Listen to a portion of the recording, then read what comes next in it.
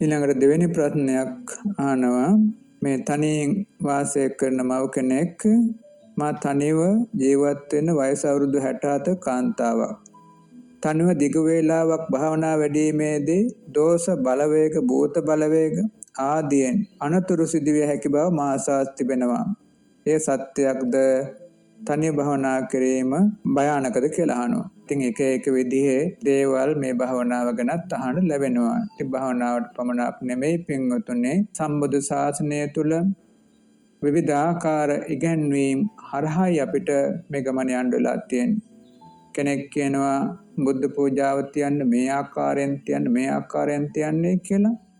ඒ කෙනා ඉතින් ඒ හරි දේ කියා දෙනවා. තව කෙනෙක් කියනවා ඔහොම කරන්න එපා ඔක වැරදි. ඒ වගේ වැරදි දේවල් වලටත් යොමු කරනවා.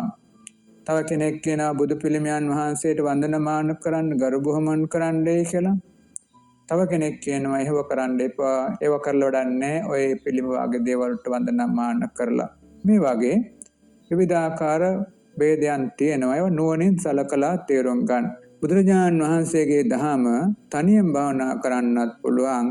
පිරිසක් එක්ක භාවනා කරන්නත් පුළුවන්.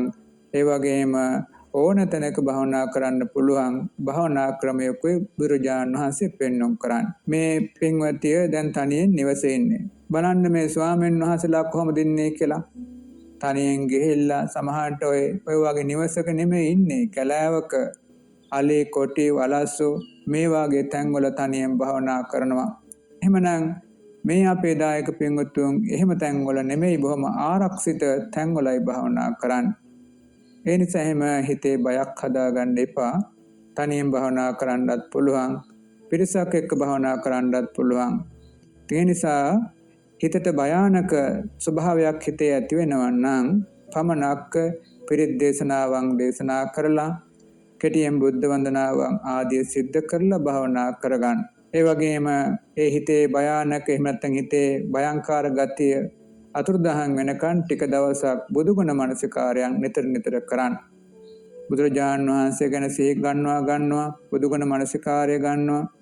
මේ විදිහට බුදුගුණ මනසිකාරය දේවල් කරගන්න ඒ තුලින් තමන්ගේ හිතට ලොකු විශ්වාසයක් හැදෙනවා. මේ භාවනාව මට කරන්න පුළුවන්. තමන්ට ආත්ම විශ්වාසයක් හැදෙනවා. ඉන්න අනතුරුව හොඳට භාවනා කරගෙන යන්න පුළුවන්. තනියෙන් ඉන්න කෙනෙකුට අන් අයට වඩා හොඳට කරගෙන යන්න පුළුවන්. ඒ නිසා මේ භූත බලවේග, പ്രേත බලවේග වලට බය වෙන්න එපා. එහෙම අයගෙන් අපිට පීඩාව වෙන්නේ නැහැ.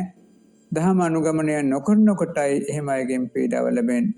අනුගමනය කරන අයට ඒ අයගෙන් පීඩාව ලැබෙන්නේ නැහැ. යම් කෙනෙක් බණ භාවනා කරන්නේ නැත්නම්, කුසලයක් දෙන්නේ නැත්නම් ඒ අයගෙන් පීඩා එනවා. ඒ අය තමන්ට කරදර කරන්න පටන් ගන්නවා. හැබැයි දහම කරනකොට වෙනස් පසුතලයක් ගොඩනගෙනවා. යම් කෙනෙක් බුද්ධ වන්දනා කරනවා, වෙනත් කුසල් සිතවිල්ලක් දියුණු කරනවා, භාවනා කුසල හිතවිල්ලකුත් දියුණු කර ගන්නවා, බුදුගුණ පාඨයක් කියවනවා. මේ විදිහට යම් කෙනෙක් කටයුතු කරනවා නම් පින්වතුනේ දෙවියන්ගේ ආරක්ෂාව නිතර ලැබෙනවා. දෙවියෝ එනවා එතෙන්ට බලන්න. අපිට ඇහැට පේන්නේ මේ දෙවියෝ. නමුත් ලක්ෂ කෝටි ප්‍රමාණයක් දිව්‍ය රාජරෝ මේ අහස පුරා වාසය කරනවා.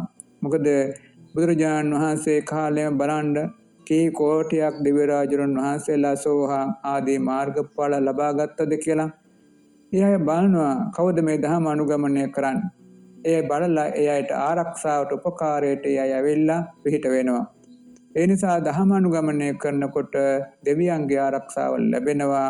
තමන්ගේ භවනාවට ආරක්ෂාවක් ලැබෙනවා. භූත බලවේග වගේ දේවල් ඉවත් වෙලා යනවා. එහෙම නැති කෙනාටයි භූත බලවේග ආදී දේවල් පිහිටන්නේ. ඒ නිසා මේ භාවනාවක් කරලා බය වෙන්න එපා. හිතට ආත්ම විශ්වාසයක් ගොඩනගා ගන්න. ඒ ආත්ම විශ්වාසය හැදිලා එනකම් බුදුගුණ මනසිකාරය ආදී දේවල් ටිකක් පළමුවෙන් පුහුණු වෙන්න. ඒ පුහුණු වෙලා හිතට ශක්තිය ගොඩනගිච්ච කාලෙක තවත් භාවනා කමටහන් ස්වාමීන් වහන්සේලාගෙන් අහගෙන පුහුණු කරවන්න. කිසිම බයක් හදාගන්න එපා. භාවනාවකින් එවැනි අතුරු බාධකයක් සිද්ධ වෙන්නේ නැහැ. තමන්ට ආත්ම විශ්වාසයෙන් යුතුව භාවනාවේ යෙදෙන්න.